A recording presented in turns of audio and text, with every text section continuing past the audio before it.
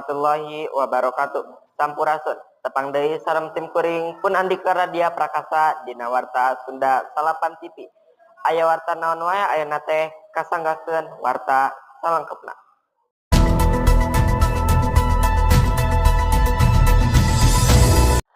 Museum Sri Baduga di Bandung nggambarkeun peradaban Jawa Barat.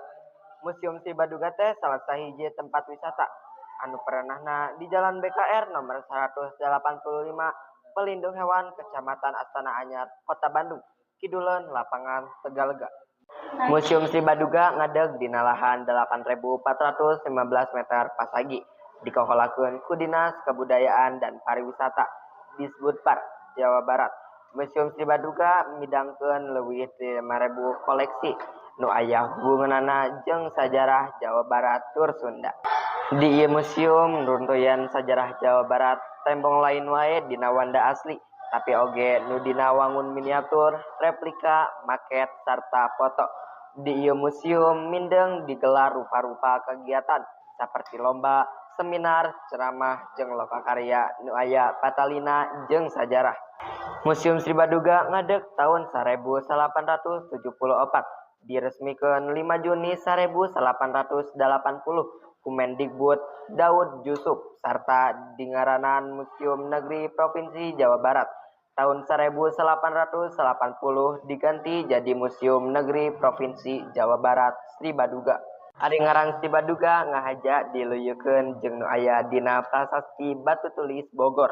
Ngaran Sri Baduga teh gelar Kerjaya Dewata 1482 nepi 1521 sabada ngahijikeun deui Karajaan Sunda jeung Karajaan Galuh. Puseur dayeuna nu tadina dikawali Ciamis dipindahkeun ka Pakuan Pajajaran ayeuna Bogor.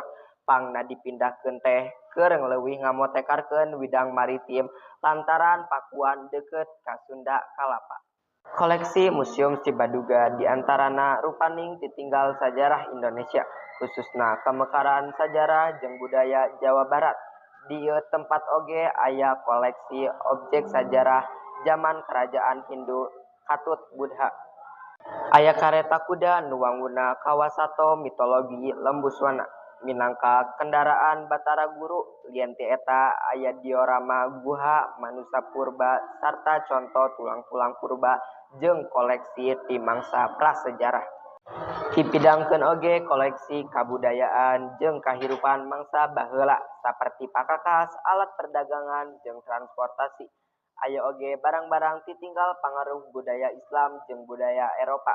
Koleksi etnografis bangsaning kaen, tinunan, katut barang-barang nu mibanda ajen seni sarta keramik.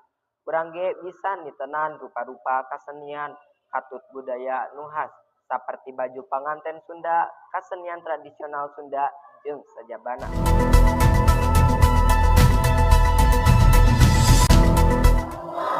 Pamirsa, sakitu wae warta anu kapidangkeun dinten ieu.